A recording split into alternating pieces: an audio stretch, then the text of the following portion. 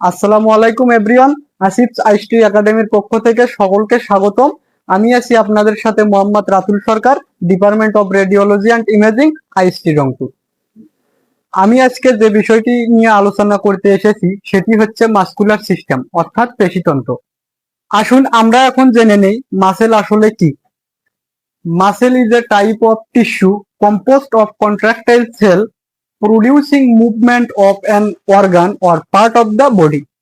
আসুন দেখি বাংলায় সংজ্ঞায়িত করলে কি দাঁড়ায়।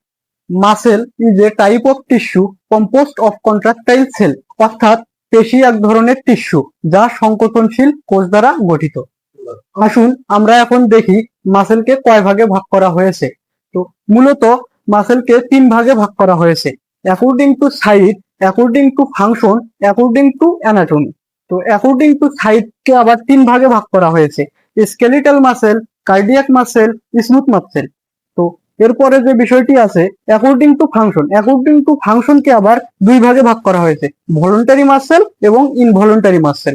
তো এরপরে আবার এসে according to anatomy, according to অ্যানাটমিকে আবার 2 ভাগে ভাগ করা হয়েছে, স্টেট মাসেল এবং non state muscle. Skeletal muscle এমন এক ধরনের মাসেল যা হাড়ের সাথে যুক্ত থাকে এবং ইচ্ছামতে নড়াচড়া করতে সাহায্য করে, যেমন ডেলটয়েড মাসেল, এটি আমাদের হাড়টি নড়াচড়া করতে সাহায্য করে। এরকম আরো অনেক মাসেল আছে। তারপর কার্ডিয়াক মাসেল, হার্ট অর্থাৎ হৃৎপিণ্ডের পেশি। এবং স্মুথ মাসেল, স্মুথ মাসেল এমন এক ধরনের পেশি যা শরীরের অঙ্গ প্রত্যঙ্গের ভিতরের দেয়ালে থাকে, যেমন ইন্টেস্টাইন ওয়াল, স্টোমাক ওয়াল, ব্লাড ভেসেল ওয়াল, ইটিসি। এরপর আমরা আসি ভলান্টারি মাসেল, যেগুলো আমরা ইচ্ছামতে নড়াচড়া করতে পারি, যেমন biceps Brassey, triceps Brassey, deltoid. এছাড়াও আরো অনেক ধরনের মাসেল আছে।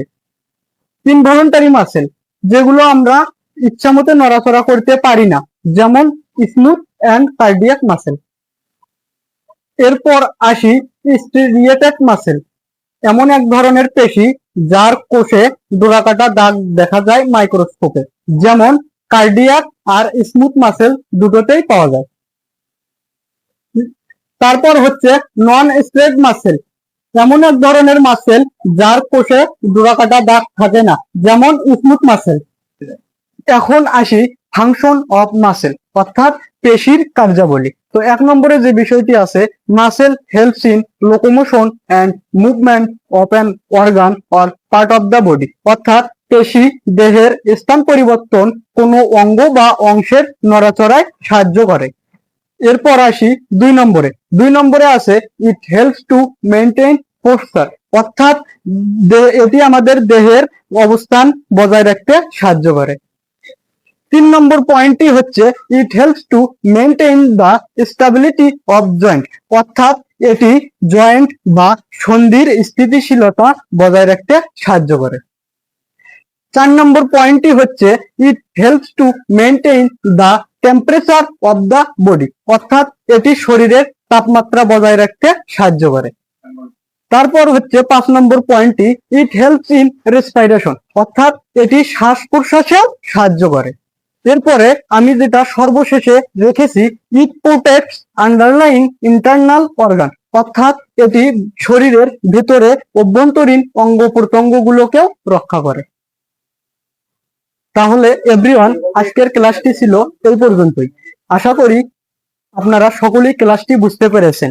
আবারও দেখা হবে পরবর্তী কোনো ক্লাসে। আজকের ক্লাসটি আপনারা পেয়ে যাবেন ইউটিউবে। ইউটিউব চ্যানেলের লিঙ্কটি ফার্স্ট কমেন্টে দেওয়া থাকবে। তো সকলকে ধন্যবাদ। আল্লাহ হাফেজ।